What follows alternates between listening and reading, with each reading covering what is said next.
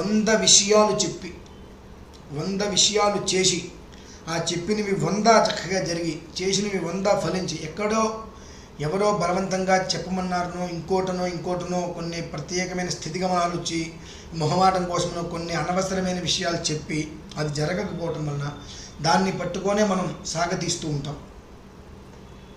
అలానే సాగతీసే పరిస్థితి వస్తే నెల రోజుల క్రితం మళ్ళీ ఒక కోవిడ్ అనేటువంటిది విపరీతంగా విజృంభణ వస్తుంది, మళ్ళీ లాక్డౌన్ వచ్చేస్తుందని చెప్పి చాలామంది అన్నారు. అప్పుడు మనం అనుకున్నాం 13-14 రోజుల తర్వాత ఈ ఒక్క మాట మనం వినము, అటువంటి మహామంత్రాల్ని ప్రయోగం చేస్తున్నాము. ఎందువల్లనంటే దైవాధీనం జగత్ సర్వం మంత్రాధీనంతో దైవతం. జగత్తు మొత్తం కూడా దైవాధీనంలో ఉంటుంది. ఆ భగవంతుడు మంత్రాధీనంలో ఉంటాడు. తన్మంత్రం బ్రాహ్మణాధీనం, ఆ మంత్రం బ్రాహ్మణుడి యొక్క ఆధీనంలో ఉంటుంది. అటువంటి విషయాన్ని దృష్టిలో ఉంచుకొని పరోపకారార్థం